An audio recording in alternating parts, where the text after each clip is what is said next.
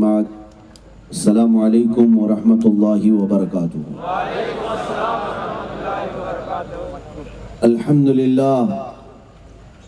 अल्हम्दुलिल्लाहिल हन्नानिल mannan अल्लज़ी खलक़ल इंसान व अल्लमहुल बयान वस्सलातु वस्सलामु अला रसूलिही सय्यिदिल इंसी वल जान व अला आलिही व अस्हाबिही ज़विल खैरि वल इहसान अम्मा बअद फ़अऊज़ु बिल्लाहि मिनश शैतानिर रजीम बिस्मिल्लाहिर रहमानिर रहीम क़ुल इन कुन्तुम तुहिब्बूनल्लाह फत्तबिऊनी युहब्बिबकुमुल्लाह सुब्हानल्लाह व यग़फिर लकुम ज़ुनूबकुम वल्लाहु गफ़ूरुर रहीम। सुब्हानल्लाह सदक़ल्लाहु मौलानाल अज़ीम व बल्लगना रसूलुहुन नबियुल अमीनुल मतीनुल मुख्तारुल करीम व नहनु अला ज़ालिका मिनश शाहिदीन वश्शाकिरीन वल्हम्दुलिल्लाहि रब्बिल आलमीन। बारगाह रिसालत मुआब सल्लल्लाहु तआला अलैहि वसल्लम में दुरूद पाक का हदिया पेश करें। अल्लाहुम्मा सल्लि अला सय्यिदिना व मौलाना मुहम्मदिन मअदनिल जूदि वल करम व आलिहि व अस्हाबिहिल किराम व इब्निहिल करीम व बारिक व सल्लिम सलातन दाइमतन सरमदन अबदा। अल्लाह की सरताब कदम शान है ये, इंसान नहीं इंसान वो इंसान है ये। कुरान तो ईमान बताता है उन्हें और ईमान ये कहता है मेरी जान है ये। अज़ीज़ान गिरामी वक़ार, आज का ये इजलास गौसुल वरा कॉन्फ्रेंस और तहफ़्फ़ुज़ नामूस रिसालत अला साहिबिहा सलातो वस्सलाम के ज़िम्न में मुनाक़िद हुआ है। इससे क़ब्ल भी मुझे आपकी बारगाह में हाजिर होना था, लेकिन कुछ अलालत और दीगर मामलात की बुनियाद पर आपके यहाँ तक खास आ न सका। शायद रब्बे जुल जलाल को ये मंजूर था कि गौसे पाक का कुत्ता गौसे पाक की 11वीं में आपसे मुलाकात करें। अजीज़ान गिरामी, आप तमामी हजरात का ये जोश जज्बा वलवला और इस तरह का ये जम्मे गफ़ीर एक छोटे से गांव में जो सुनने के लिए आया है, ये इस बात की अलामत है कि मुसलमान बेदार हो रहा है। मुसलमान अपने नबी पाक सल्लल्लाहु तआला अलैहि वसल्लम के लिए सिर्फ एहसासात नहीं बल्कि अपनी जान भी हाजिर रखता है। बतला दो गुस्ताख नबी को गैरत सुन्नी जिंदा है। बतला दो गुस्ताख नबी को गैरत सुन्नी जिंदा है। उनके नाम पे मर मिटने का जज्बा कल भी था और आज भी है। लब पर नाते पाक का नगमा कल भी था और आज भी है। मेरे नबी से मेरा रिश्ता कल भी था और आज भी है। अपना सब कुछ गुंबद खजरा कल भी था और आज भी है। अजीज़ान गिरामी, इसी बात पर मैं गुफ्तगू करूंगा। कुरान अजीम भी यही कहता है। ऐ महबूब, आप फरमा दें, अगर तुम अल्लाह से मोहब्बत करना चाहते हो, ये तुम सब के लिए खिताब है, तमाम मोमिनीन के लिए।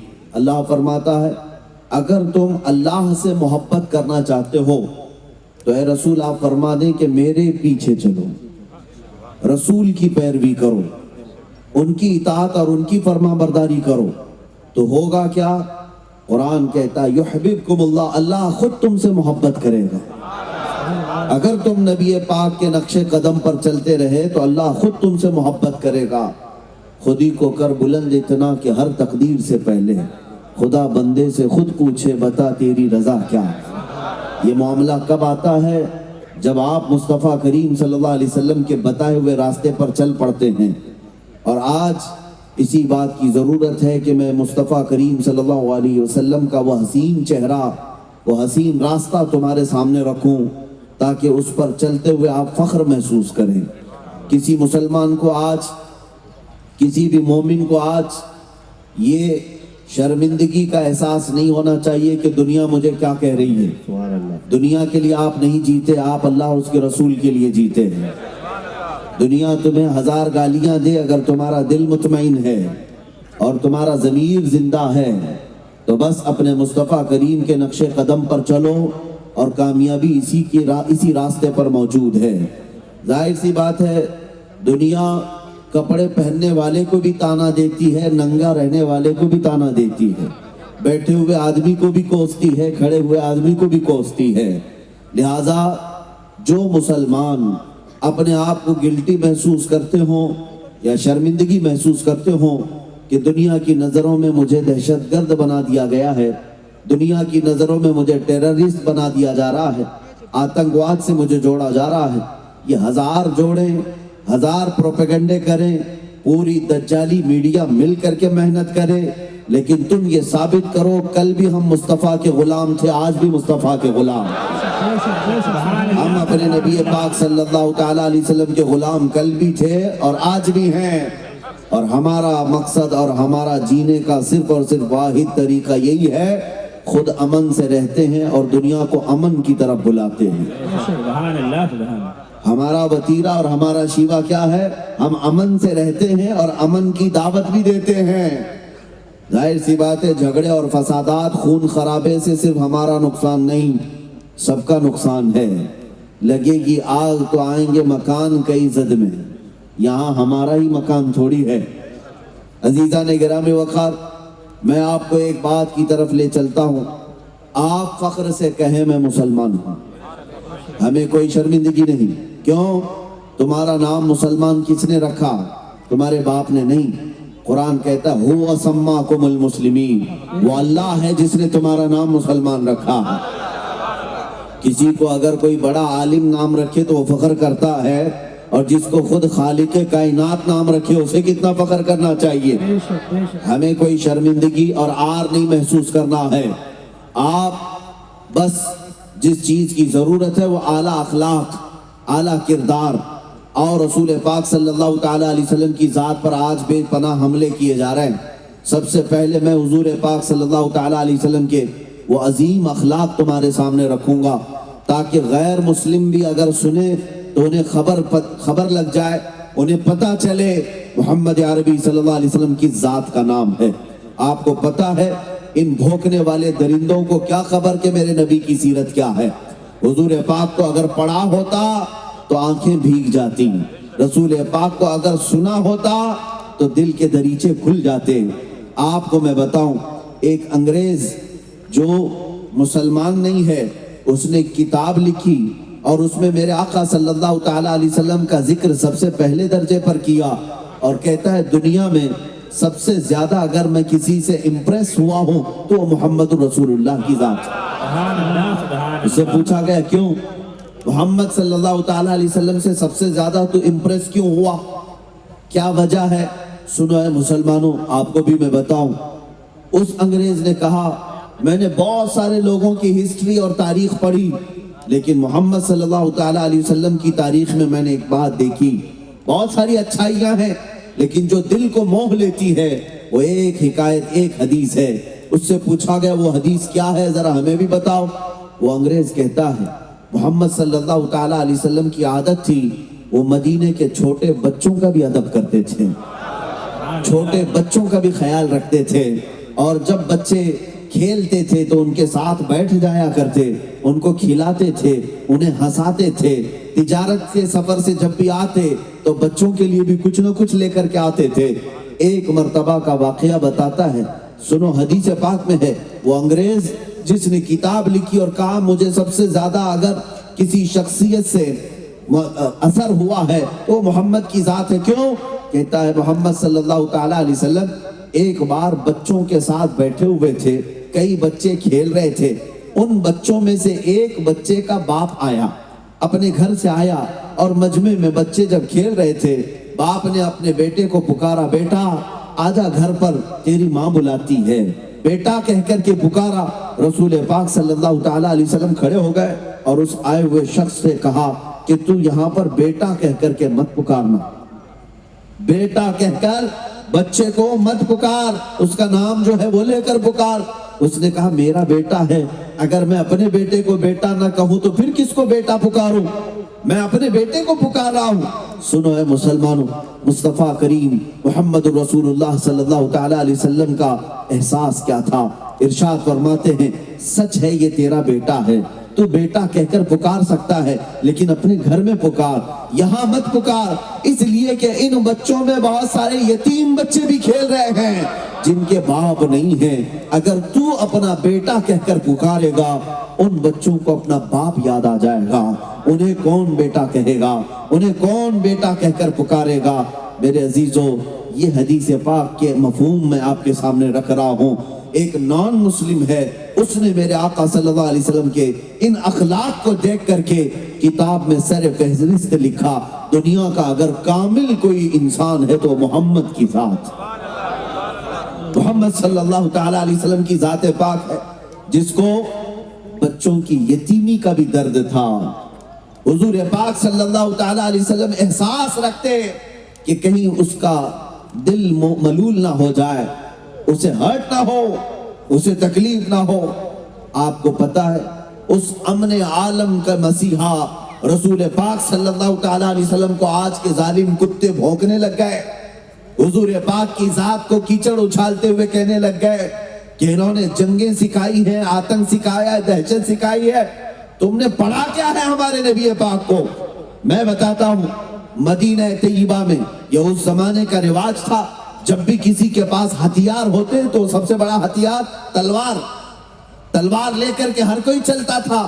آج کے زمانے میں رائفل، بندوقیں وغیرہ آ گئی، اس وقت جو بھی لوگ مال والے ہوتے وہ اپنے ساتھ تلوار لے کر ضرور چلتے، لیکن نبی کونین صلی اللہ تعالی علیہ وسلم کی تعلیمات تو دیکھیں، تلوار کیسے لٹکائی جاتی تھی، تلوار بغل میں، اس کو نیام میں رکھ کر کے، اس کا ایک غلاف ہوتا تھا، اس کو اس طرح سے بغل میں لٹکا کر کے لوگ چلتے تھے، جیسے آج بندوق لٹکائی جاتی ہے۔ ایک بار ایک صحابی تلوار لٹکائے ہوئے سامنے سے آ رہے تھے، تلوار کی ڈھال یعنی اس کی مٹھی اوپر کی طرف ہوتی اور اس کی انی، اس کا نوک نیچے کی طرف، سامنے اس طرح چاند کی شکل کیے ہوئے تلوار ہوا کرتی۔ حضور پاک صلی اللہ تعالی علیہ وسلم کے سامنے آ رہے تھے، اللہ کے نبی صلی اللہ تعالی علیہ وسلم کی تعلیمات دیکھیں، آپ نے ان کو روکا اور کہا یہ تلوار اپنے بغل سے نکالو اور اس کو پیچھے کی طرف موڑ لو، یہ جو انی ہے، یہ جو نوک ہے، اس کو پیچھے کی طرف کر لو۔ انہوں نے پوچھا طریقہ تو تلوار ڈالنے کا یہی ہے، لوگ تلوار اسی طرح سے لے کر چلتے ہیں، آپ صلی اللہ تعالی علیہ وسلم کے اس طرح پیچھے کرنے کا حکم جو آیا، میرے آقا اس میں حکمت کیا ہے؟ اللہ کے نبی صلی اللہ تعالی علیہ وسلم ارشاد فرماتے ہیں، میں یہ گوارا نہیں کرتا کہ ننگی تلوار کی نوک بھی کسی مسلمان کی طرف ہو یا کسی انسان کی طرف ہو کہ دیکھنے والا تمہیں جنگ کی نوبت میں نہ دیکھے، دیکھنے والا تمہیں قاتل کی نظر میں یا لڑنے والے کی صورت میں نہ دیکھے۔ یقیناً تم نے اپنی سیفٹی کے لیے، سیکورٹی کے لیے رکھا ہوگا، لیکن تلوار کی نوک کو بھی پیچھے کی طرف کر کے رکھو تاکہ نئے آنے والے کی طرف تلوار کا منہ نہ ہو، اس کی نوک نہ ہو۔ یہ ہے میرے آقا کی تعلیمات، یہ امن عالم کا مسیحا ہے۔ آپ نے ان لوگوں کو صرف جہاد کا لفظ کہتے ہوئے سنا ہوگا، لفظ جہاد کے ذریعے سے پوری دنیا میں ایک پروپیگنڈا پھیلایا جاتا ہے کہ یہ مسلمان جہادی ہیں، جہادی ہیں۔ یہ لفظ جہاد بھی اگر پڑھ لیا ہوتا ان جاہلوں کو سمجھ میں آ جاتی بات۔ تاریخ مصطفیٰ تو پڑھو کم سے کم، نبی پاک صلی اللہ تعالی علیہ وسلم کی زندگی پاک میں آپ کو پتا ہے تقریباً میرے آقا صلی اللہ تعالی علیہ وسلم 17 جنگوں میں شرکت فرمائے، 17 غزوات، اور بعض روایات میں 27 ہیں، کل ملا کر 10 سال کے اندر 27 جنگیں ہوئی، جس میں چھوٹی بڑی جو بھی جنگیں ہوئی ہیں نبی پاک صلی اللہ تعالی علیہ وسلم جس میں خود بنفس نفیس شریک رہے۔ اور آپ کو میں بتاؤں، حیرت ہوگی آپ کو، یہ پورے 10 سال کے اندر جو 27 جنگیں جہاد ہوئے، اس میں مرے کتنے لوگ تھے، کتنے لوگ قتل ہوئے؟ ٹوٹل اگر ملایا جائے تو 260 لوگ صرف 10 سال کے اندر مرے تھے، قتل ہوئے جنگوں کے اندر۔ اور ایک تاریخ میں ان کی بتاتا ہوں جو پوری دنیا کو سیکولر اور ڈیموکریسی اور امن کے نام پر تباہی مچاتے ہیں۔ آپ کو پتا ہے ورلڈ وار فرسٹ جو پہلی عالمی جنگ ہوئی تھی، اس کے اندر تقریباً 1 کروڑ لوگ مارے گئے تھے، 1 کروڑ سے زیادہ لوگ مارے گئے۔ اور دوسری جنگ عظیم جو ہوئی، سیکنڈ ورلڈ وار، اس کے اندر 3 کروڑ سے زیادہ لوگ مارے گئے، اتنے ہی زخمی ہوئے، اتنے ہی بے گھر ہوئے، کتنے ملک تباہ ہوئے، کتنے بستیاں اجڑ گئیں۔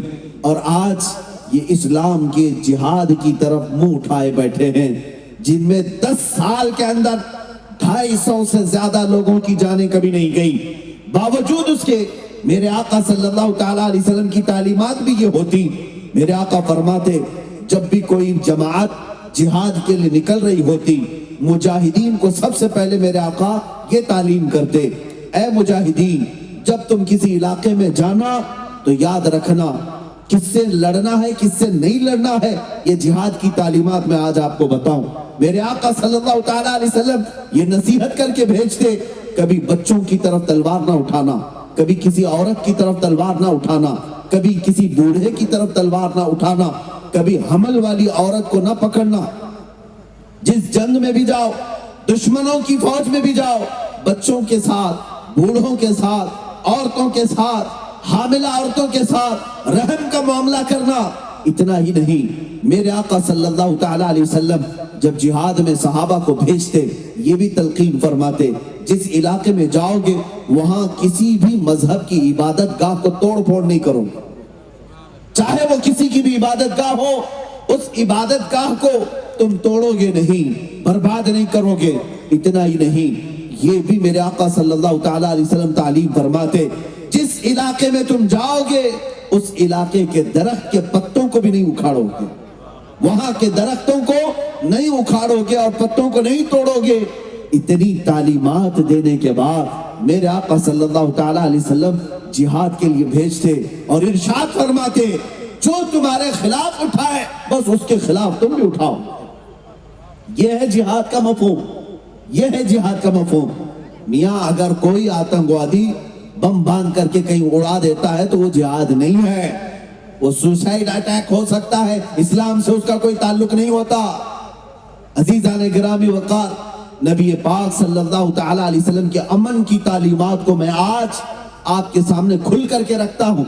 جس نبی پاک کے اخلاق اتنے اعلیٰ کہ قرآن خود کہے وَإِنَّكَ لَعَلَىٰ خُلُقٍ عَظِيمٍ، اے محبوب آپ کو سب سے اعلیٰ اخلاق پر اللہ نے پیدا کیا ہے۔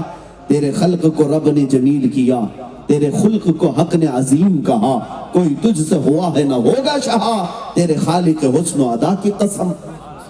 حضور پاک صلی اللہ تعالیٰ علیہ وسلم کے اخلاق کیا تھے؟ قرآن حضرت عائشہ سے پوچھا گیا، ماں آپ بتائیں رسول اللہ کے اخلاق کیسے تھے؟ حضرت عائشہ فرماتی کان خلقہ القرآن، ان کے سارے اخلاق اگر جاننا ہے تو قرآن کو دیکھ لو، قرآن ہی ان کے اخلاق تھے۔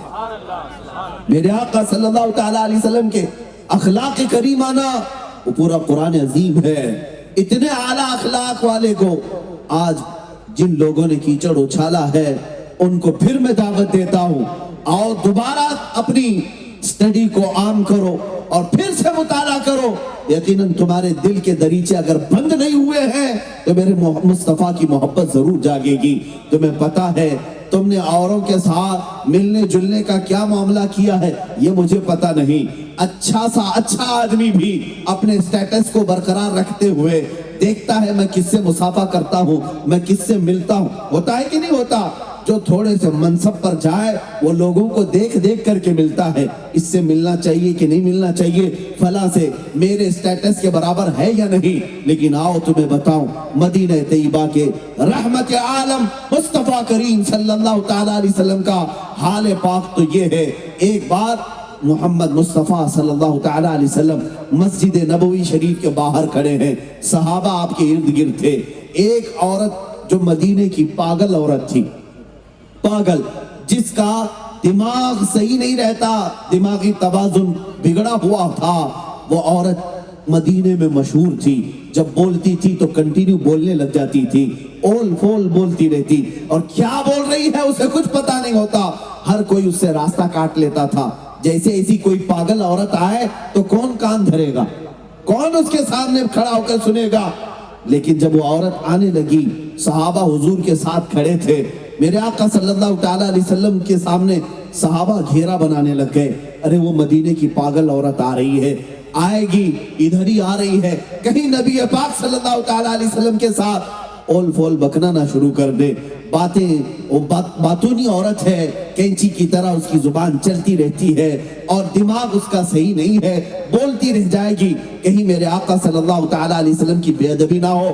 صحابہ یہ سوچ کر گھیرا بناتے رہے. میرے آقا نے فرمایا چھوڑ دو, ہٹ جاؤ, اسے آنے دو. صحابہ نے کہا یا رسول اللہ وہ بد زبان ہے, بولتی ہے تو کنٹینیو بولتی رہتی ہے. میرے آقا نے فرمایا صحابہ سے ہٹ جاؤ, اسے آنے دو. جب وہ عورت قریب آئی تو جانتے ہیں میرے مصطفیٰ صلی اللہ تعالیٰ علیہ وسلم نے کیا ارشاد فرمایا؟ ارشاد فرماتے ہیں اے میرے صحابہ مجھے بتاؤ کیا یہ وہی عورت نہیں ہے جس سے پورے مدینے والے راستہ کاٹ لیتے ہیں, کوئی اس کی بات نہیں سنتا؟ صحابہ نے کہا ہاں یہی وہ عورت ہے, یہ پاگل ہے, اس کی کوئی بات نہیں سنتا. میرے آقا فرماتے ہیں اے میرے صحابہ بتاؤ اگر میں بھی نہ سنوں تو کون اس کی بات سنے گا؟ میں بھی نہ سنوں, کیا میں کائنات کے لیے رحمت بن کر نہیں آیا؟ اللہ اللہ, وہ عورت قریب آئی جو پاگل تھی, ذہنی توازن کھویا ہوا ہے. میرے آقا صلی اللہ علیہ وسلم کے قریب آئی اور بات کرنے لگی. بات کرتی گئی, ایک ہی بات کو بار بار دہراتی رہی, یہاں تک کہ کافی دیر تک وہ بات کرتی رہی اور رحمت عالم صلی اللہ تعالیٰ علیہ وسلم بغور اس کی باتوں کو سنتے رہے اور بلکہ سامنے والے کو احساس تک ہونے نہیں دیا کہ میں تجھے پاگل سمجھتا ہوں, بلکہ میرے مصطفیٰ کی اخلاق تھے. اس انداز سے سن رہے تھے اس کی بات جیسے کسی دانشور کی باتیں سنی جاتی ہیں. وہ اللہ کے نبی کے اخلاق ہے, وہ اعلیٰ اخلاق والوں سے بھی ملتے تھے تو انہی اخلاق کے ساتھ, اور ذہنی توازن بگڑے ہوا سے بھی ملتے تھے تو انہی اخلاق کے ساتھ ملتے تھے. عزیزان گرامی, تیرے خلق کو رب نے جمیل کیا, تیرے خلق کو حق نے عظیم کہا, کوئی تجھ سا ہوا ہے نہ ہوگا شہا, تیرے خالق حسن و ادا کی قسم.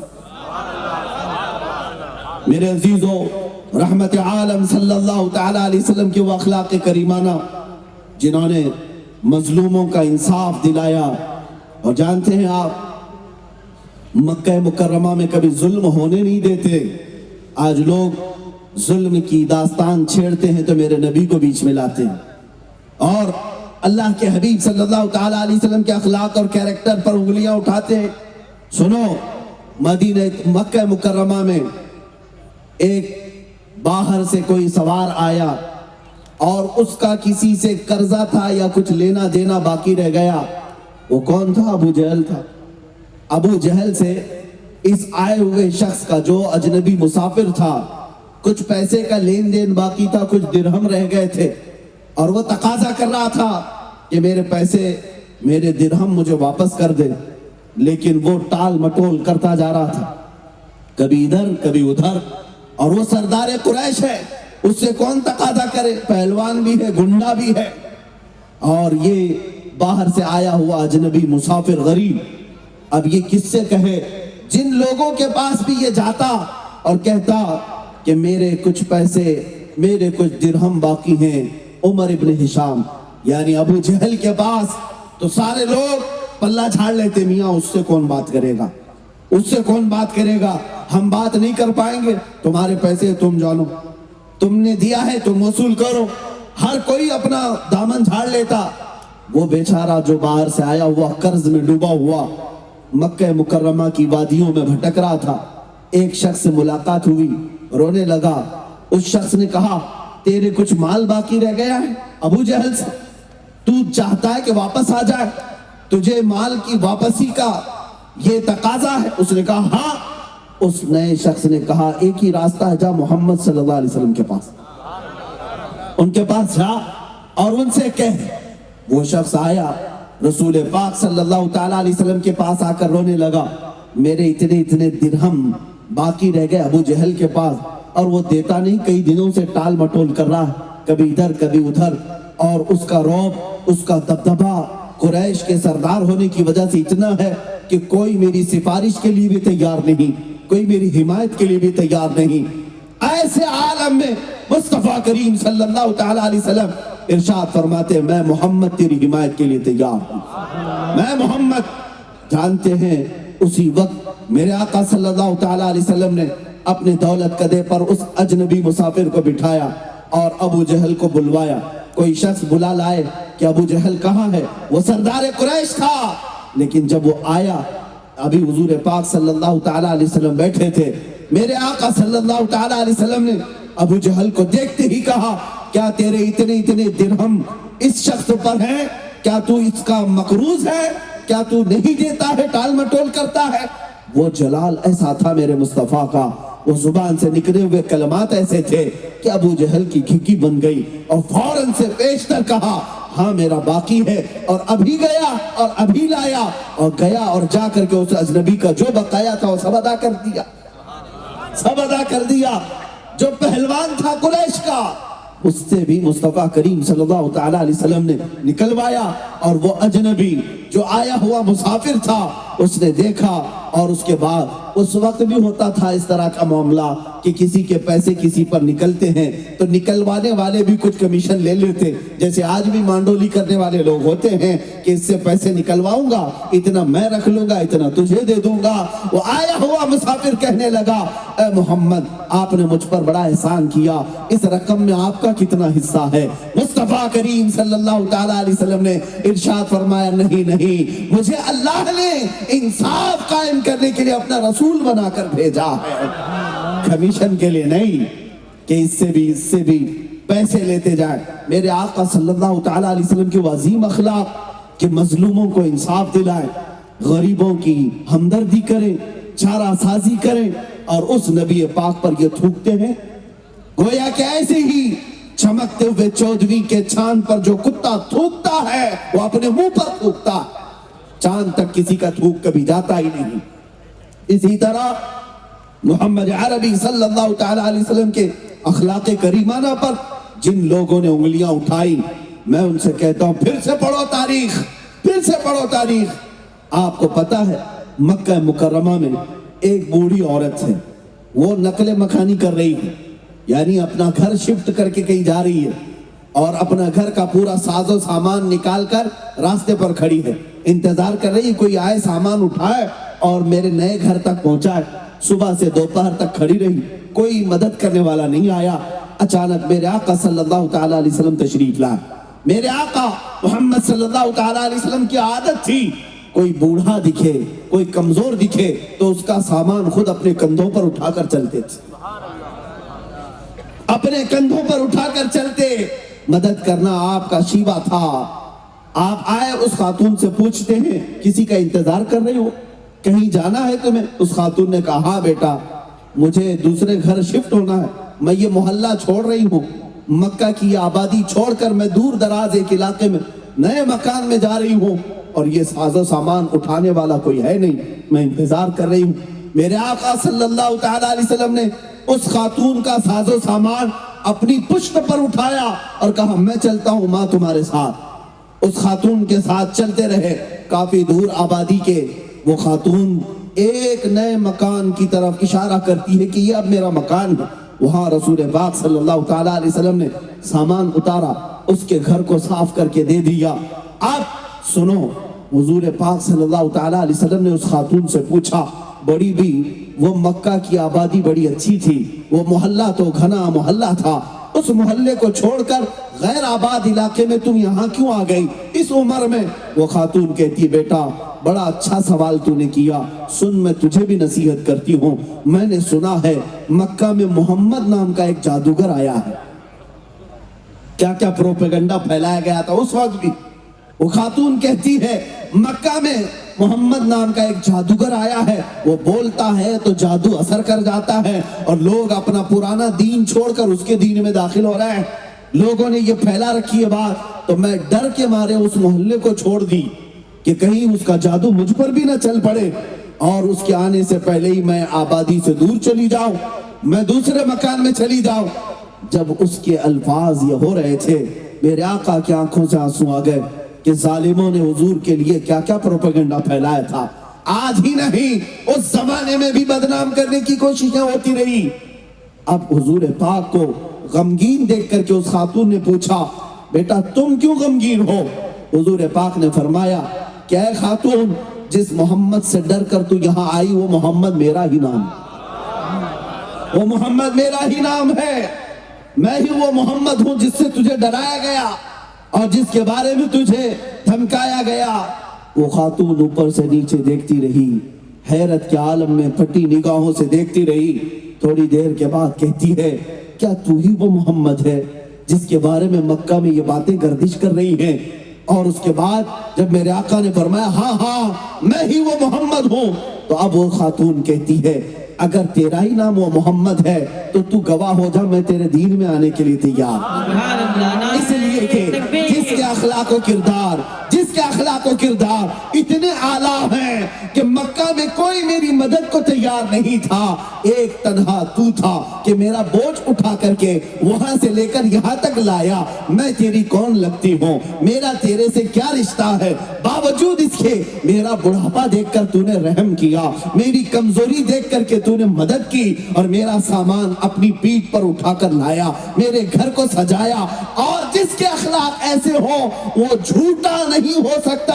میں گواہی دیتی ہوں کہ محمد اللہ کے رسول۔ سبحان اللہ، نعرہ تکبیر، نعرہ رسالت، علماء اہل سنت، نعرہ تکبیر۔ میرے عزیزوں، رسول پاک صلی اللہ تعالیٰ علیہ وسلم کے اخلاق کریمانہ اتنے اعلیٰ اتنے بلند کہ دنیا آج اپنے غیر بھی اس کا اعتراف کرتے ہیں، غیر بھی اعتراف کرتے ہیں۔ اور تاریخ پڑھنے والوں سے میں گزارش کرتا ہوں، بہت سارے انگریز مورخین ہیں، انہوں نے بھی میرے آقا کی شان میں کیا کیا لکھا ہے پڑھیں۔ گرو نانک سکھوں کے جو سب سے بڑے گرو ہے، گرو نانک نے کہا محمد اگر نہیں ہے تو بھکتی ہو ہی نہیں سکتی۔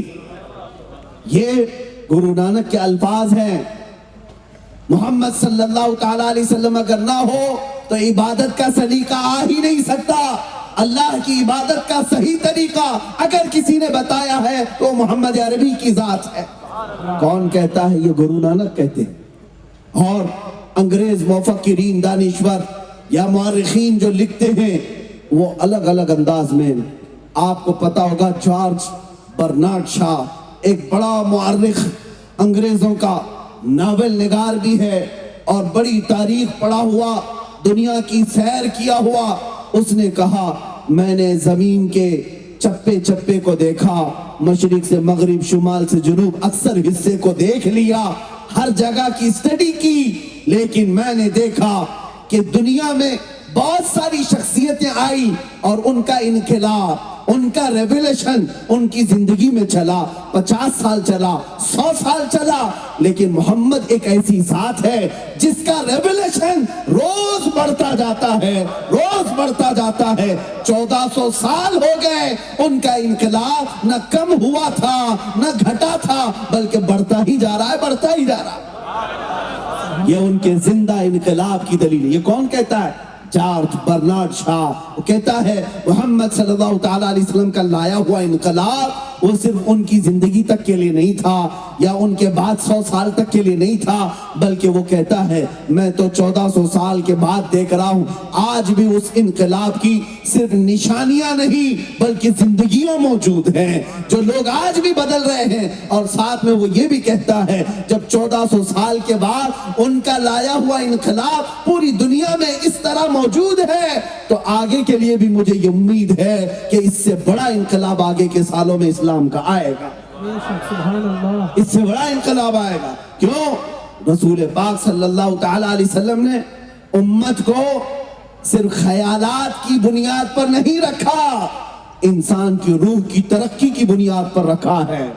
آپ کو پتا ہے پوری دنیا نے ترقی کی ہوگی، ہاں میں مانتا ہوں کہ لوگ چاند میں پہنچنے کے آلے بھی بنا لیے، سورج کی روشنی کو قید کر کے کرنٹ بھی بنا لیا، زمین کے سیال مادے کو نکال کر کے کیمیکل بنا لیا، اور اڑتا ہوا پرندہ جس طرح ہم پہلے دیکھتے آج وہ ہزاروں انسانوں کو اپنے پیٹ میں بھر کر جہاز اڑنے لگ گیا۔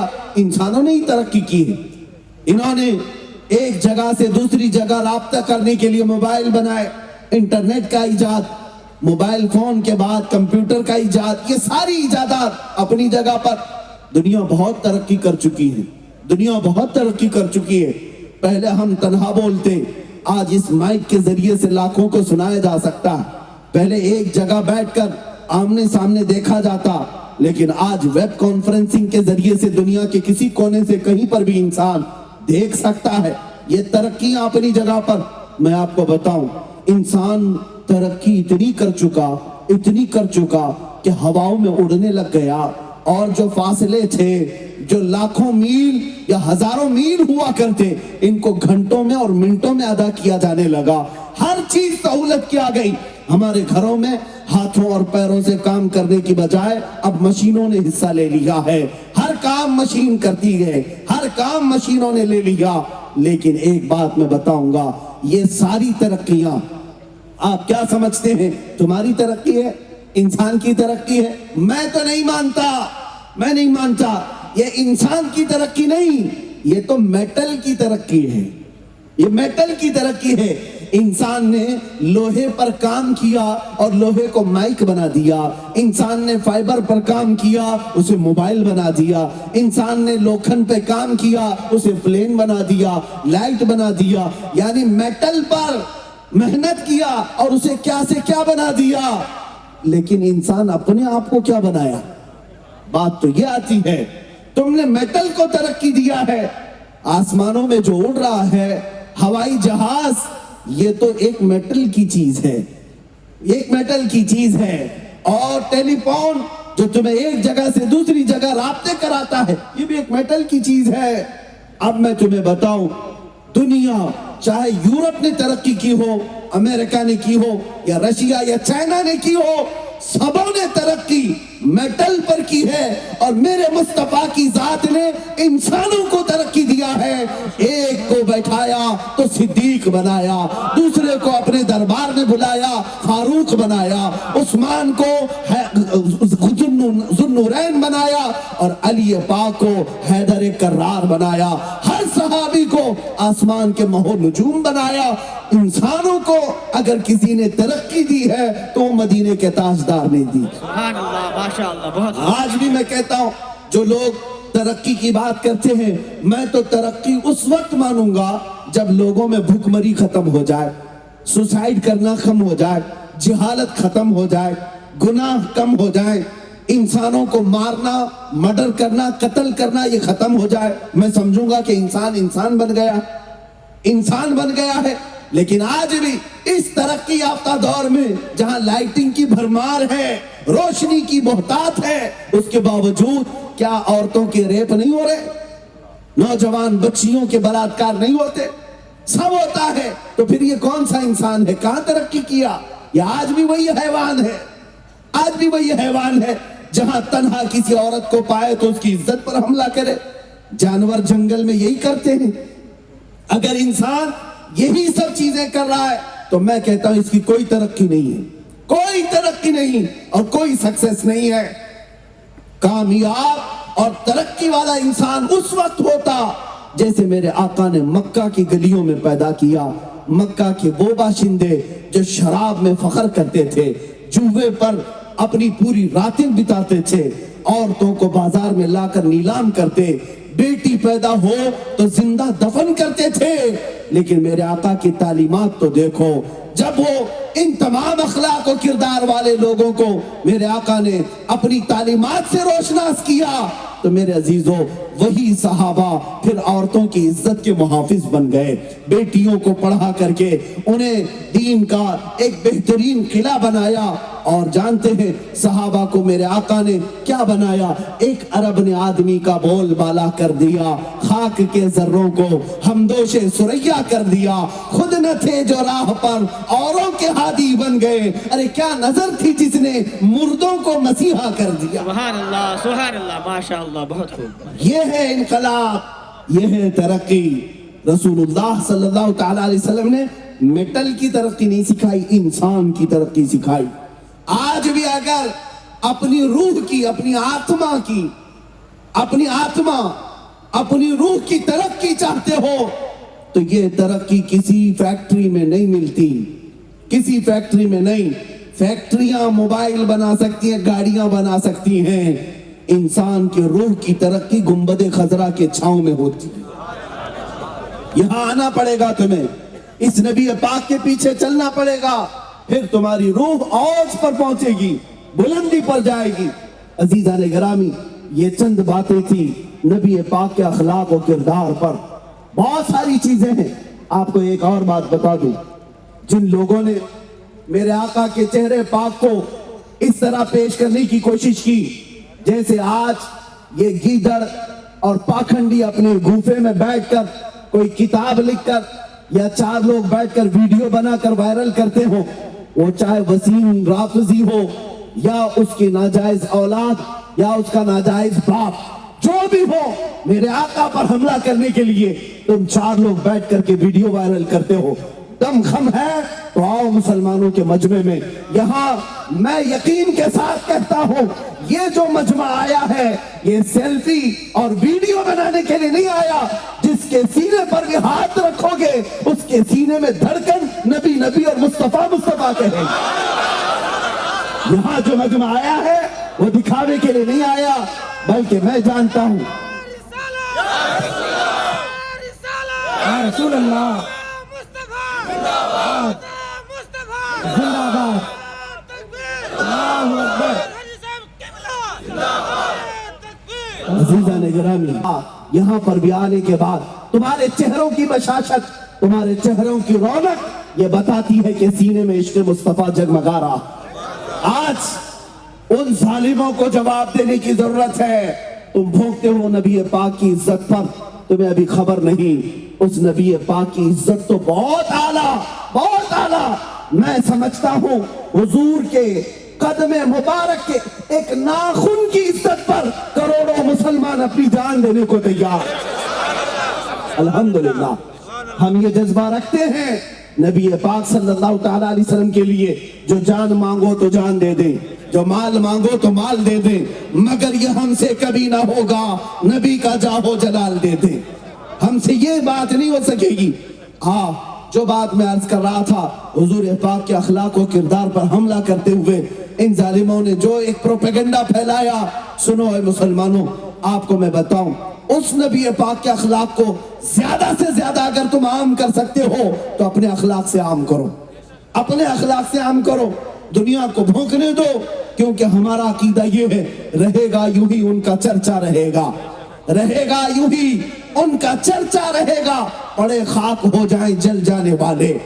اور یا رسول اللہ تو گھٹائے سے کسی کے نہ گھٹا ہے نہ گھٹے گا، جب بڑھائے تجھے اللہ تعالیٰ تیرا، مٹ گئے مٹتے ہیں مٹ جائیں گے آدھا تیرے، نہ مٹا ہے نہ مٹے گا کبھی چرچا تیرا۔ نعرہ تکبیر، نعرہ رسالت، نعرہ رسالت، جشن غوث اعظم کانفرنس، حضرت علامہ مولانا سلمان اظہری صاحب قبلہ، نعرہ تکبیر، نعرہ رسالت۔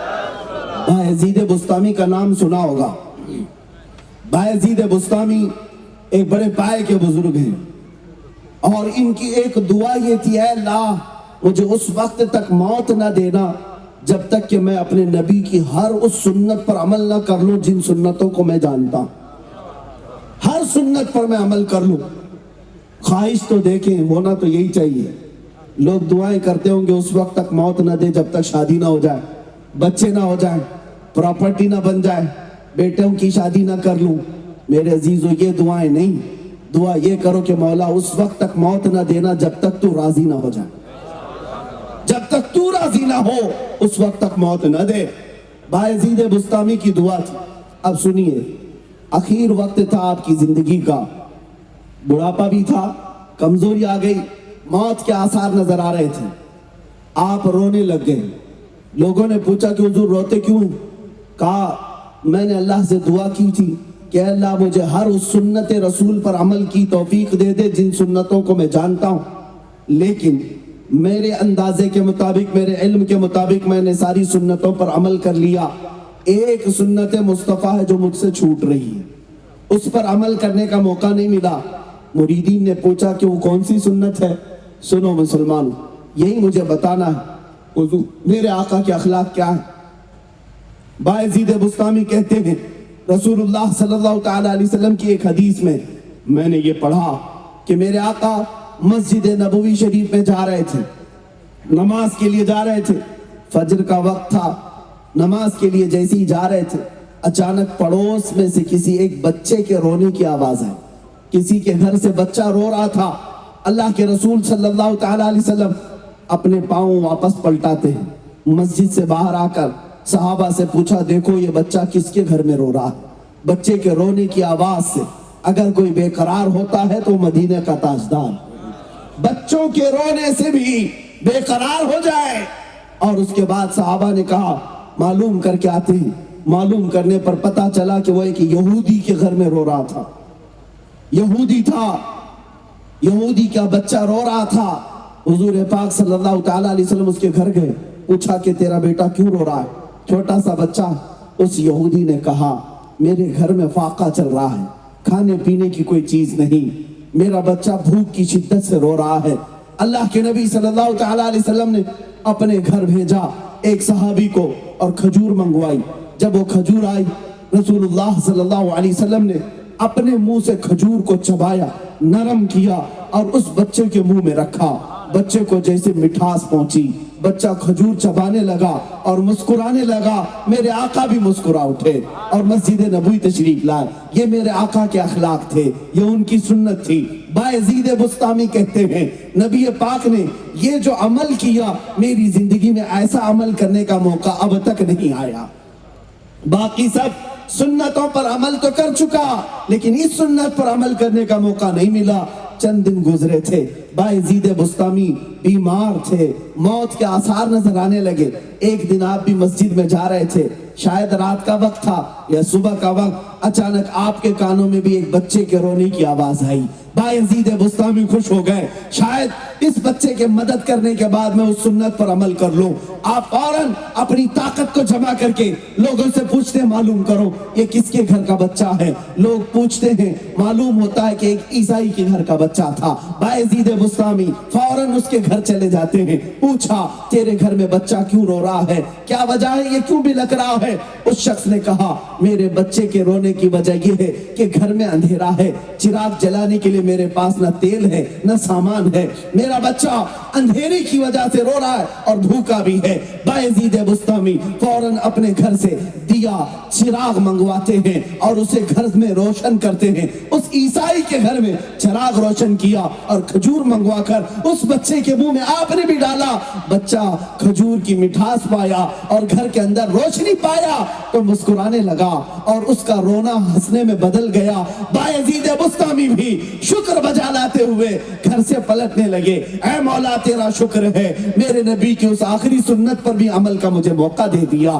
جب آپ جا رہے تھے، سنو اب جو بات ہے اصل کہنے کی وہ یہ ہے، وہ عیسائی شخص جس کے گھر کا بچہ رو رہا تھا وہ بایزید بسطامی کے دامن کو پکڑتا ہے اور پوچھتا ہے اے بایزید تیرا اور میرا کوئی مذہبی رشتہ نہیں، تیرا اور میرا کوئی خاندانی رشتہ نہیں، کوئی ہمارا آپس میں رشتہ نہیں، بچہ میرا رو رہا ہے، تکلیف تمہیں کیوں ہو رہی ہے؟ میرے گھر میں اندھیرا، چراغ تو جلاتا ہے۔ سنو بایزید کہتے ہیں اے نادان تو یہ سمجھ رہا ہے کہ یہ بایزید کا عمل ہے؟ نہیں، جو کچھ میں نے تیرے گھر میں کیا یہ میرے مصطفیٰ کے عمل تھے، یہ میرے مصطفیٰ کی سنت تھی، بس میں تو ان کا غلام ہوں، ان کے اخلاق پر عمل کرنے آیا تھا۔ جب بایزید کی یہ بات سنتا ہے وہ عیسائی کہتا ہے اے بایزید لاؤ تمہارا دامن پکڑ لو، جس مذہب کے غلام کے یہ اخلاق ہیں تو سرکار کے اخلاق کا حال کیا ہوگا؟ سبحان اللہ سبحان اللہ،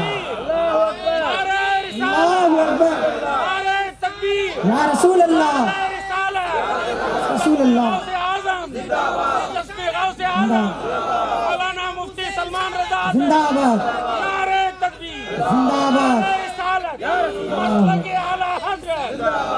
یا رسول اللہ تو گھٹائے سے کسی کے نہ گھٹا ہے نہ گھٹے گا، جب بڑھائے تجھے اللہ تعالیٰ تیرا۔ اور رسول اللہ صلی اللہ تعالیٰ علیہ وسلم اخلاق میں سب سے اعلیٰ کردار لے کر کے آئے. خود ارشاد فرماتے ہیں بعثت لأتمم مکارم الاخلاق، مجھے اللہ تعالیٰ نے سب سے عظیم اخلاق دے کر کے دنیا میں بھیجا ہے. یہ کتے آج ظالم بھونکتے ہیں حضور کی شان میں، اور جانتے ہیں آپ یہ جو ماحول کو گندا کیا جا رہا ہے، یہ جو زہر بھرا جا رہا ہے، یہ در حقیقت صرف اور صرف سیاست کی گرما گرمی ہے، اس کے علاوہ کچھ نہیں. ان کو سیاست کی روٹیاں سیکھنی ہے، راجنیتی کرنی ہے.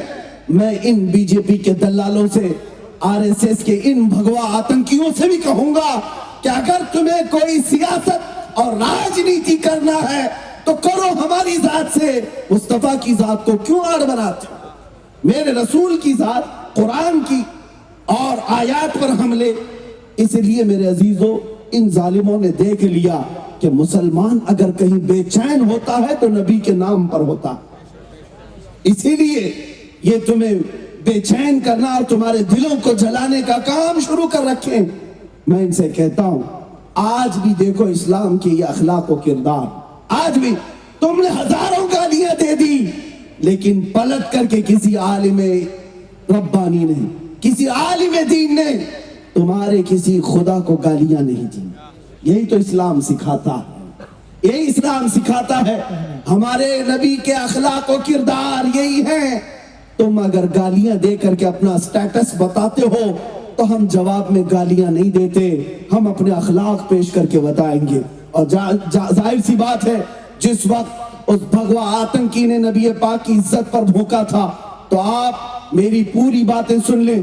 میں نے ان کے کسی دیوی دیوتا یا ان کی مقدس کتاب کے ساتھ چھیڑ چھاڑ نہیں کیا، اور نہ ہی میں نے چیلنج میں کسی بھگوان یا دیوی دیوتا کو پکارا، بلکہ اسی پاکھنڈی سے کہا اگر تو سچا ہے تو آجا، ہم اور تم دونوں آگ میں جاتے ہیں، اور جو سلامت ہو اس کا دین پہچانا جائے گا. میں نے بذات خود اس کی ذات کو چیلنج اسی لیے کیا تھا کہ ہمارا اسلام یہ سکھاتا ہے کہ ہمارا یقین اعلیٰ ہے، ہمارا یقین کامل ہے. مجھے میرے دین پر رائی کے دانے کے برابر بھی شک نہیں، میرے مصطفیٰ کے سچے ہونے میں ذرہ برابر بھی شک نہیں. اس لیے ایک بار نہیں 100 بار بلاؤ گے میرے نبی کے نام پر، ہر بار یا مصطفیٰ کہتے ہوئے آگ میں کودنے کو تیار. نعرہ تکبیر، نعرہ رسالت، نعرہ سکتا، اور جسے یقین ہو اسے خوف نہیں ہو سکتا. یہ بات یاد رکھیں. میں نے جو پوری دنیا کو یا جس کو بھی میری یہ بات سنائی دی ہے کہ ہم نے کسی مباہلے کا چیلنج کیا، تو یاد رکھنا مسلمانوں، یہ میرا اپنا ہی حصہ نہیں، بلکہ میرا عقیدہ، میرا وجدان یہ کہتا ہے جس طرح میں نے اعلان کیا، یہ میں تنہا نہیں بلکہ ہمارے ہر علاقے کا، ہر محلے کا بچہ اتنی ہمت تو اپنے نبی کے نام پر ضرور رکھتا ہے، ضرور رکھتا ہے. جب ہم اپنی گردن دینے کی بات کرتے ہیں مصطفیٰ کے نام پر، تو پھر جب کبھی امتحان کا وقت آ جائے تو ہمارے لیے آگ کیا چیز ہے. گھبرا گئی ہے گردش دوراں کبھی کبھی، کس کو دیکھ کر؟ دیوان گانے عشق نبی کو دیکھ کر گھبرا گئی ہے گردش دوراں کبھی کبھی. تمہیں پتا ہے ہم ان بزرگوں کے، ان اسلاف کے وارث ہیں. ہمارے آقا، ہمارے جو صحابہ، اولیاء، تابعین ہیں، وہ عام لوگوں کی طرح نہیں. نبی پاک کے نام پر ان کی استقامت، ان کی مضبوطی ایسی تھی، ٹل نہ سکتے تھے. جنگ میں اگر اڑ جاتے تھے، پاؤں شیروں کے بھی میدان سے اکھڑ جاتے تھے. تجھ سے سرکش ہوا کوئی تو بگڑ جاتے تھے. ارے تیغ کیا چیز، ہم توپ سے بھی لڑ جاتے تھے. یہ ہمارے بزرگوں کی دی ہوئی ہمتیں تھی. اور اس لیے نہیں کہ مارنا توڑنا ہماری عادت رہی ہے، اس لیے کہ ہمارا ایمان سچا ہے، ہمارا یقین پکا ہے، اور ہم نے جس نبی پاک پر ایمان قبول کیا ہے وہ نبی دنیا کا سب سے حسین ہے، وہ اللہ کا سب سے محبوب ہے. اس بات پر یقین ہے، اسی لیے ہر خطرے کو مول لینے کے لیے ہم تیار رہتے ہیں، ہر خطرے سے ٹکرانے کے لیے بھی ہم تیار رہتے ہیں. عزیزان گرامی وقار، میں اپنی گفتگو کو سمیٹتے ہوئے اب جو درس دینا ہے آپ کو وہ یہ دیتا ہوں کہ کہ دیکھو نبی پاک کی اخلاق و کردار اتنے بلند و بالا، اتنے اعلیٰ و اولا کہ دنیا نے بھی اعتراف کیا، کرسچن عیسائیوں نے بھی اعتراف کیا، یہودیوں کے بعد مفکرین نے بھی اعتراف کیا، ہندوؤں نے بھی اعتراف کیا، ایک دو نہیں کئی پنڈتوں کی لسٹ ہے ہمارے پاس جنہوں نے میرے آقا کی شان میں نعتیں پڑھی ہیں، حضور کی تعریفیں کی ہیں۔ سکھوں کے گرو نانک سے لے کر اور بھی کئی گرو ہیں جنہوں نے میرے مصطفیٰ کریم کی عظمتیں بیان کی، رفعتیں بیان کی۔ خود فریڈم فائٹر میں جس کا سب سے زیادہ نام آتا ہے موہن داس کرم چند گاندھی، گاندھی کی تحریریں بھی پڑھو، نبی پاک صلی اللہ تعالیٰ علیہ وسلم کے لیے کن خیالات کا اظہار کرتا ہے، کون سی باتیں پیش کرتا ہے۔ بڑے بڑے لیڈروں نے نبی پاک کو پڑھا ہے اور اچھی باتیں پیش کی ہیں۔ اتنا ہی نہیں، سوامی وویکانند نے بھی نبی پاک صلی اللہ تعالیٰ علیہ وسلم کی تعلیمات کی تعریف کی ہے۔ ایک دو نہیں ہزاروں ہیں، لیکن میں ان کی تعریف کا محتاج نہیں۔ جب خود رب ذوالجلال نے مصطفیٰ سے کہہ دیا وَرَفَعْنَا لَكَ ذِكْرَكَ، اے محبوب ہم نے آپ کی شان کو بلند کیا، آپ کے ذکر کو بلند کیا ہے، کسی اور کی تعریف کرنے سے حضور پاک کی عزت کا اضافہ نہیں بلکہ جو تعریف کرتا ہے اس کی خود عزت بڑھ جاتی ہے، سبحان اللہ، اس کی شان خود بڑھ جاتی ہے۔ لہذا اے مسلمانوں گھبرانے کی ضرورت نہیں، چند کیڑے ہر زمانے میں ہوتے ہیں، ان کے لیے اسپرے کا انتظام بھی ہوتا رہتا ہے۔ جب کبھی کوئی دجال بھونکے گا مولا تبارک و تعالیٰ مجھ جیسے کسی کتے کو ضرور پیدا کرے گا اور کوئی نہ کوئی آئے گا اور ان کو جواب دیتا رہے گا۔ ہم نے اب تو زبان سے جواب دیا ہے، انشاءاللہ العزیز جس وقت موقع آئے گا اپنے ایمان سے بھی جواب دیں گے، اپنی روح سے بھی جواب دیں گے، اور مولا تعالیٰ کی جو مدد ہے وہ دنیا کو بتائے گی کہ حق کس کے ساتھ ہے، نصرت کس کے ساتھ ہے، مدد کس کے ساتھ ہے۔ ہمارا یہ یقین ہے کل ہم 313 تھے تو فرشتے مدد کے لیے مکہ کے کافروں کے لیے نہیں اترے تھے، مدینے کے نہتے صحابہ کے لیے اترے تھے۔ بے شک حق ہے۔ آج بھی حضور پاک کے شہدائی اور غلام اگر سچائی کے ساتھ میدان میں آتے ہیں تو کل جیسے مولا کی مدد آتی آج بھی اللہ کی مدد آئے گی، بے شک۔ آج بھی اللہ کی مدد آئے گی۔ مسلمانوں ایک بات یاد رکھنا، ہر چیز میں کمپرومائز کر لو، ہر چیز میں صبر کر لو۔ صبر تو اچھی چیز ہے، کھانا نہ ملے صبر کر لو، روٹی نہ ملے صبر کر لو، پانی نہ ملے صبر کر لو، کپڑے نہیں ملتے صبر کر لو، گاڑی بنگلہ جائیداد بچے نہیں ہیں صبر کر لو۔ میں کہتا ہوں ہر چیز میں صبر کر لینا چاہیے، لیکن مصطفیٰ کریم کی عزت کے معاملے میں کوئی کمپرومائز نہیں کیا جائے گا، بے شک حق ہے۔ یہاں نہیں، اور یہاں جو کمپرومائز کرتا ہے وہ بے غیرت کہلائے گا، احسان فراموش کہلائے گا۔ نبی پاک نے تمہارے لیے رات رات بھر کھڑے ہو کر کے دعائیں کی، قبر میں جا کر کے تمہیں امتی امتی پکارا، اپنے سجدوں میں مولا کی بارگاہ میں تمہاری بخشش کا سوال کیا۔ جو نبی ہمارے لیے اتنی فکر کرتے رہے ہو، کیا اس نبی پاک کی عزت کو ہم ہلکے میں لے لیں گے؟ نہیں۔ کیا ہم اس نبی پاک کی عزت کے لیے آرام سے گھروں میں بیٹھ کر کے جواب دیں گے؟ نہیں۔ اے مسلمانوں یاد رکھنا، میں ہر چیز جو کچھ بھی آج تمہارے گھروں میں ہے یہ مصطفیٰ کے نام کی برکت سے آئی ہے۔ حضرت عمر فاروق تو یہ فرماتے میرے بدن میں جو بال اگتے ہیں یہ بھی نبی پاک کے نام کی برکت سے، حضور کی برکت ہے۔ مجھے بتاؤ مسلمانوں، کیا تمہارے گھروں کی رونق نام مصطفیٰ سے نہیں؟ کیا تمہاری اولاد مصطفیٰ کے وسیلے سے نہیں؟ کیا تمہارے چہروں کی برکت آج مصطفیٰ سے نہیں ہے؟ ہر چیز تمہارے پاس جو ہے وہ رسول اللہ کی بدولت ہے۔ تم اگر مسلمان ہو تو رسول اللہ کی بدولت، تم اگر نماز پڑھتے ہو تو نبی نے بتایا، اذان آج دی جاتی ہے اس لیے کہ رسول نے بتایا ہے، مسجدوں کی شان بلند ہے اس لیے کہ وہ نبی پاک کا نام وہاں سے آتا ہے، سارا کچھ رسول اللہ سے وابستہ ہے۔ اسی لیے ہم کہتے ہیں آبرو ماں زنام مصطفیٰ، ہم سب کی آبرو نام مصطفیٰ سے ہے۔ اگر حضور کا نام سلامت ہے تو سب کچھ سلامت، اور اگر ان کے نام پر کیچڑ اچھالا جائے گا تو پھر ہماری کسی کی زندگی محفوظ نہیں، کسی کی زندگی محفوظ نہیں۔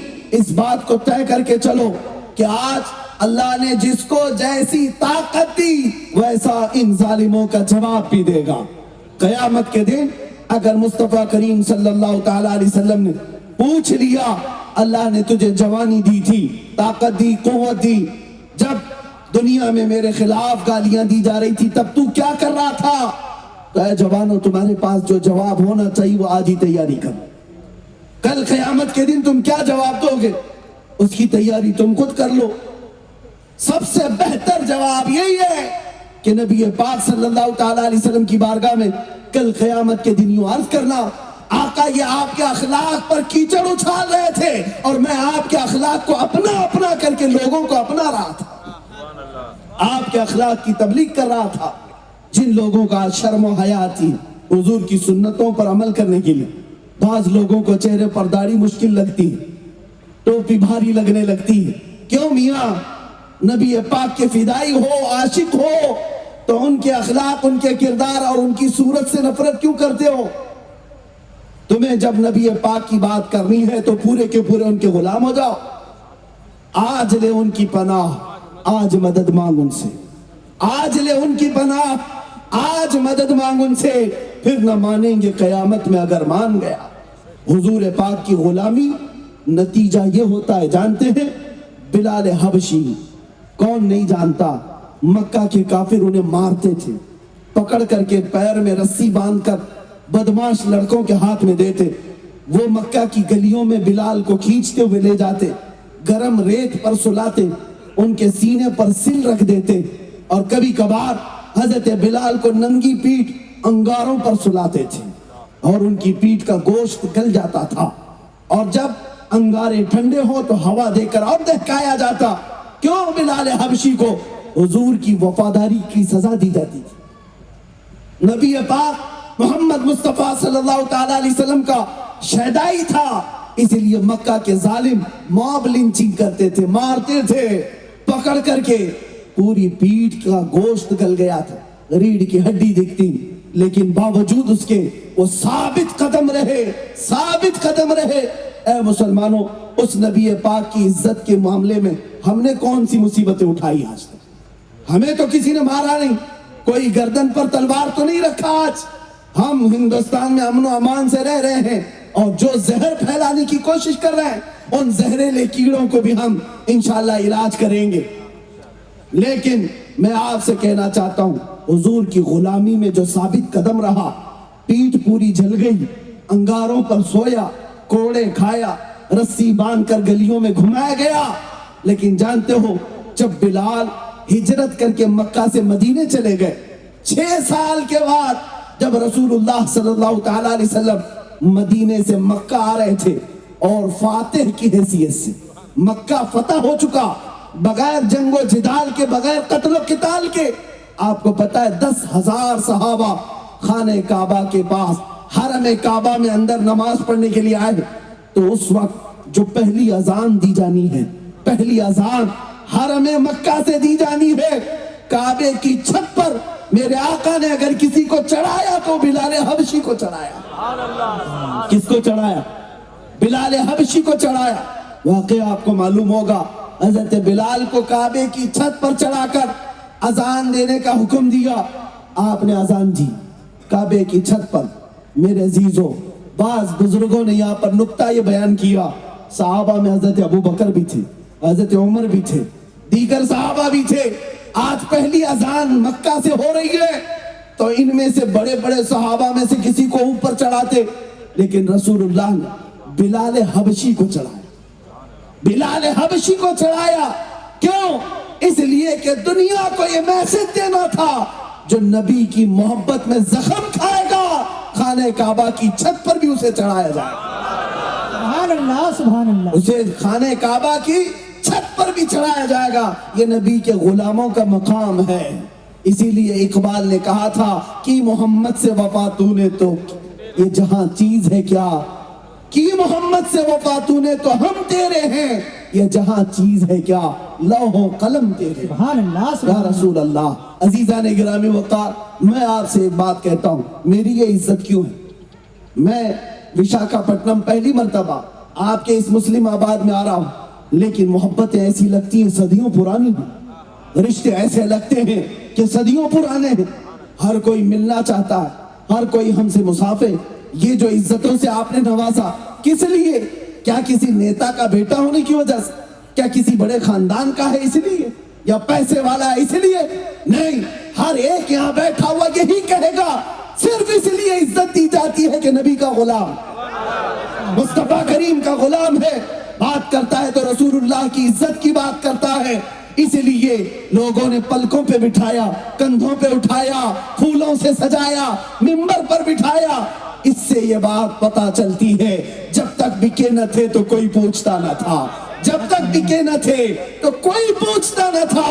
یا رسول اللہ تم نے خرید کر ہمیں انمول کر دیا۔ سبحان اللہ، نعرہ تکبیر، نعرہ رسالت، جشن غوث اعظم کانفرنس، مسلک اعلیٰ حضرت، فیضان اعلیٰ حضرت، نعرہ تکبیر، نعرہ رسالت۔ کیا کہنا میرے عزیزو، اسی لیے میں کہتا ہوں بکو تو بازار مصطفیٰ میں بکو، ہاں اس کی جے بھی جے کرتے ہوئے، جھنڈے اٹھائے ہوئے نہ گھومو۔ مسلمانوں، تمہاری زندگی ان پارٹیوں کے پیچھے جے جے کرنے کے لیے نہیں ہے۔ ہمارے بزرگوں نے تو ہمیں یوں سکھایا، کسی کی جے بھی جے کیوں پکارے، کیا غرض ہم کو؟ کسی کی جے بھی جے کیوں پکارے، کیا غرض ہم کو؟ ہمیں کافی ہے سید اپنا نعرہ یا رسول اللہ، سبحان اللہ، ہمیں کافی ہے سید اپنا نعرہ یا رسول اللہ، بس ہمارے لیے یہ کافی ہے۔ تم نبی پاک صلی اللہ تعالیٰ علیہ وسلم کے غلام ہو، پوری غلامی میں آ جاؤ۔ حضور کی عزت کی بات ہے، پوری کے پوری عزت میں آ جاؤ، تمہیں بھی اللہ تعالیٰ عزتوں سے نوازے گا۔ جو کھویا ہوا وقار ہے واپس مل جائے گا، شرط یہ ہے کہ ان سے وفاداری کرو، شرط یہ ہے کہ نبی پاک کے وفادار بنو، جیو تو ان کے نام پر جیو، مرو تو ان کے نام پہ مرو۔ بے شک، ہاں، ڈر اور خوف نکالیں۔ اب آخر میں گفتگو کے خاتمے میں، ظاہر سی بات ہے مجھے حکم دیا گیا تھا یہ جشن غوث الورا ہے، لیکن ایک بات میں آپ کو بتا دوں، میرے جلسوں کا معمول یہ ہے، آپ چاہے جلسہ کسی بھی نام سے رکھیں، میں تو بات کروں گا رسول اللہ کی بات کروں گا، کیا بات ہے، کیونکہ ہمارا معمول یہ ہے، دنیا کی ساری چیزیں اسی ذات سے وابستہ ہیں۔ اگر شیخ عبد القادر جیلانی غوث ہیں تو رسول اللہ کی برکت سے ہیں، کیا کہنا، بے شک، اگر معین الدین اجمیری غریب نواز ہیں تو وہ رسول اللہ کی برکت سے ہیں، بے شک، اگر امام احمد رضا مجدد دین و ملت ہیں تو وہ رسول اللہ کی برکت سے۔ بے شک، ہاں، ظاہر سی بات، کوئی بھی جلسہ ہو وہ رسول اللہ کی وجہ سے، اور اسی لیے اقبال نے کہا تھا، ہو نہ یہ پھول تو بلبل کا ترنم بھی نہ ہو، چمن دہر میں کلیوں کا تبسم بھی نہ ہو نہ یہ ساقی تو میں بھی نہ ہو، خم بھی نہ ہو، بزم توحید دنیا میں نہ ہو، تم بھی نہ ہو، خیمہ افلاک کا استادہ اسی نام سے ہے، نبض ہستی تپش آمادہ اسی نام سے ہے، دشت میں دامن کوہسار میں میدان میں ہے، بحر میں موج کی آغوش میں طوفان میں ہے، چین کے شہر مراکش کے بیابان میں ہے، اور پوشیدہ ہر مسلمان کے ایمان میں ہے۔ سبحان اللہ، سبحان ہاں، اللہ، وہ نبی پاک کی ذات، وہ جو نہ تھے تو کچھ نہ تھا، وہ جو نہ ہو تو کچھ نہ ہو، جان ہے وہ جہان کی اور جان ہے تو جہان۔ سبحان اللہ، بے شک، ہماری ساری زندگیاں، سارے اولیاء اس نبی پاک کے دربار کے وزیر ہیں۔ ہم بادشاہ کا ذکر پہلے کرتے ہیں، ہم بادشاہ کا ذکر پہلے کرتے ہیں، لیکن ساتھ میں یہ جشن غوث الورا ہے، ہماری نسبت بارگاہ غوث سے بڑی گہری ہے۔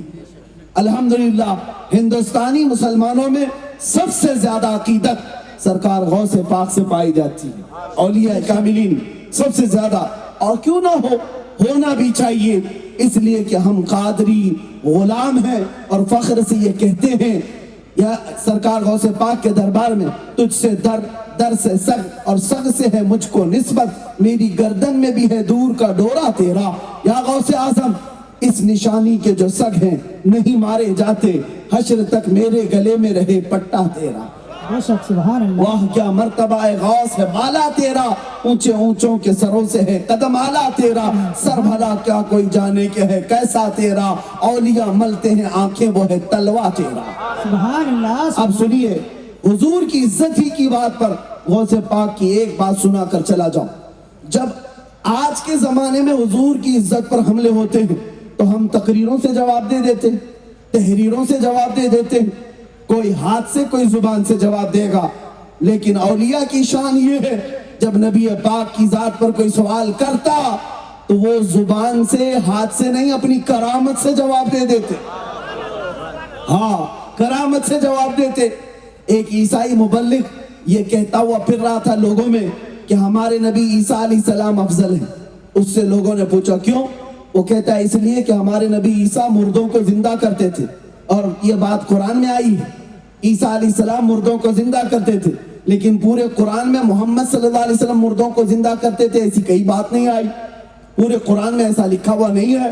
وہ سب کو گمراہ کرتے ہوئے پھر رہا تھا عیسائی. جب حضرت غوث پاک سیدنا شیخ عبد القادر جیلانی رضی اللہ تعالیٰ عنہ تک یہ بات پہنچی. آپ نے اس کو بلوایا، اس عیسائی مبلغ کو، کہا کیا ہے تیرا مدعا؟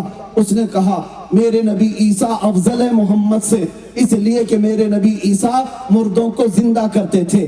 غوث پاک نے کہا اچھا تیرے نبی مردوں کو زندہ کرتے تھے اس لیے افضل ہیں، چل عبد القادر قبرستان میں چلتا ہے، تو جس قبر پر ہاتھ رکھے گا میں زندہ کر کے دکھاؤں گا، سبحان اللہ. کیا میں زندہ کر کے دکھاؤں گا. اور وہ ساتھ میں چلا، قبرستان آئے اور شیخ عبد القادر جیلانی جب کہتے ہیں بتا کسی قبر کو، اس عیسائی مبلغ نے ایک پرانی قبر پر ہاتھ رکھا. آپ نے کہا میں یہ بھی بتا دیتا ہوں یہ قبر 200 سال پرانی ہے اور اس میں جو سویا ہوا ہے وہ گویا تھا، گانا گا کر کے کمائی کرتا تھا، میں اسے زندہ کرتا ہوں. اور ایک ٹھوکر لگائی، قم باذنی، میرے حکم سے اٹھ جا. قبر پھٹ گئی اور مردہ زندہ کھڑا ہو گیا اور لوگوں نے دیکھا. اور اس کے بعد پھر سیدنا غوث پاک نے اسے واپس قبر میں بھیجا. یہ مردوں کو زندہ کرنے والی کرامت اللہ نے شیخ عبد القادر جیلانی کو عطا کی، لیکن یہ صرف لوگوں میں اپنا انفلوئنس بڑھانے کے لیے نہیں، لوگوں میں اپنی طاقت دکھانے کے لیے نہیں، لوگوں میں اپنی برتری بتانے کے لیے نہیں، بلکہ غوث پاک نے اگر یہ کرامت دکھائی تھی تو عظمت رسول بتانے کے لیے عیسائی مبلغ سے کہا تو کہتا ہے عیسیٰ علیہ السلام مردوں کو زندہ کرتے تھے اس لیے وہ افضل ہے. دیکھ تیرے سامنے شیخ عبد القادر نے خود مردے کو زندہ کر کے دکھایا، تو پہچان لے. جب اس امت کے عبد القادر کا یہ حال ہے تو عبد القادر کے آقا کا حال کیا ہوگا؟ سبحان اللہ. سبحان اللہ. میں میرے نبی کا ادنا غلام ہوں، میں جب زندہ کر کے دکھا سکتا ہوں. میرے مصطفیٰ کو مولا نے کیا کیا کمالاتی عطا کی. ہاں کرامت بھی دکھائی ہے غوث پاک نے تو وہ رسول کی عظمت بتانے کے لیے. ہاں یہ نہیں کہ لوگوں میں اپنی برتری بتانے کے لیے، لوگوں میں بڑھاوا دکھانے کے لیے. ایک بار آپ اپنی خانقاہ میں بیٹھے ہوئے تھے، ایک صاحب آئے اور کہا کہ حضور میرے گھر کل دوپہر میں دعوت ہے. آپ نے قبول کر لی. پھر تھوڑی دیر کے بعد ایک آیا، اس نے کہا حضور کل دوپہر میں میرے گھر دعوت ہے. آپ نے اس کی بھی قبول کی. تیسرا ایک آیا، اس نے کہا حضور کل دوپہر میں میرے گھر دعوت ہے. اس کی بھی قبول کر لی، منع نہیں کیا. یہ کے بعد دیگرے 70 لوگ آئے، ایک ہی ٹائم کی دعوت اور سب کی دعوت قبول کر لی. دوسرا دن آیا، دوپہر ہوئی، شام ہوئی. شام میں خانقاہ کے پاس جو مریدین غوث پاک کی دعوت کیے تھے وہ سب ایک کے بعد دیگرے جمع ہونے لگے. سب آئے اور فخر سے کہنے لگے. ایک کہتا ہے آج میری قسمت کے کیا کہنے ہیں، آج میرے گھر غوث پاک دعوت میں تشریف لائے تھے. دوسرا کہتا ہے جھوٹ بول رہے ہو، آج تو میرے گھر میں غوث پاک تھے. تیسرا کہتا ہے تم دونوں جھوٹ بول رہے ہو، میرے گھر میں آج دوپہر کا کھانا انہوں نے تناول کیا. باتیں بڑھتی گئی، ہر کوئی دعویٰ کر رہا ہے میرے گھر میں تھے، ہر کوئی دعویٰ کر رہا ہے میرے گھر میں تھے. لیکن ان سب کی باتوں کو سن کر جو خانقاہ میں بیٹھے ہوئے لوگ تھے وہ کہنے لگے تم سب کیا بات کر رہے ہو، غوث پاک دوپہر میں یہی خانقاہ میں موجود تھے، کسی کے گھر گئے نہیں تھے، ہم سامنے دیکھ رہے تھے. اب تو اور بڑا مسئلہ پیچیدہ ہوا. ہر کوئی اپنے گھر کی دعوت کے قصے سنا رہا ہے اور مرید کہہ رہے ہیں وہ خانقاہ میں بیٹھے ہوئے تھے.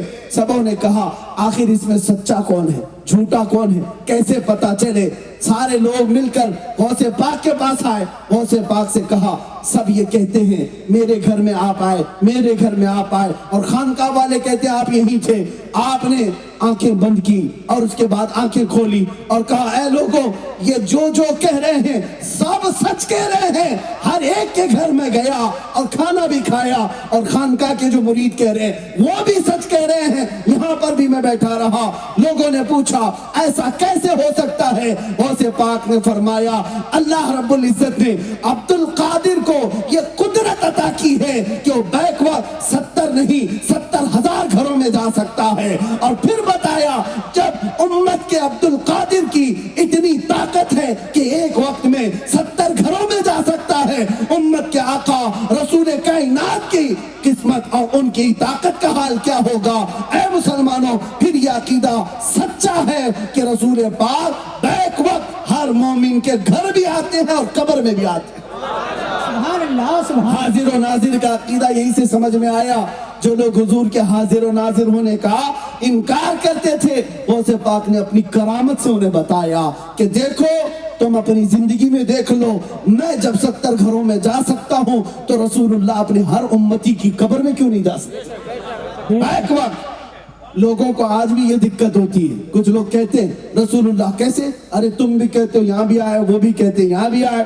میاں تم اپنے عقل کے گھوڑے دوڑاتے ہو, تم نے تو نبی کو اپنے جیسا سمجھا نا, اسی لیے تو تمہیں دقت ہوتی ہے. ذرا سورج کو دیکھو, جب طلوع ہوتا ہے تو پاکستان والا بھی کہتا ہمارے ہاں سورج ہے, ہندوستان والا کہتا ہمارے ہاں سورج ہے, عرب والا کہتا ہمارے ہاں سورج ہے, افریقہ والا کہتا ہمارے ہاں سورج ہے. مجھے بتاؤ ایک سورج ہے, کون کون سے ملک میں گیا؟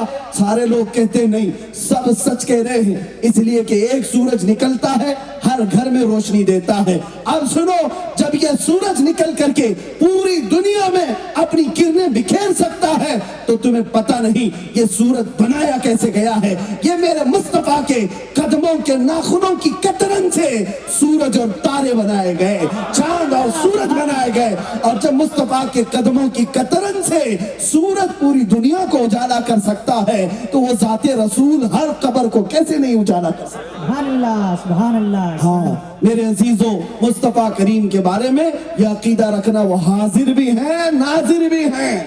ہمارا عقیدہ ہے کہ نہیں ہے؟ رسول اللہ حاضر بھی ہیں ناظر بھی ہیں. اور یہی عقیدہ لے کر کے اٹھنا, یا رسول اللہ سنا ہے آپ ہر عاشق کے گھر تشریف لاتے ہیں, یا رسول اللہ سنا ہے آپ ہر عاشق کے گھر تشریف لاتے ہیں, میرے گھر میں بھی ہو جائے چراغاں یا رسول اللہ, میرے دل میں بھی ہو جائے چراغاں یا رسول اللہ. اٹھو قوت عشق سے ہر پست کو بالا کر دے, دہر میں نام محمد سے اجالا کر دے.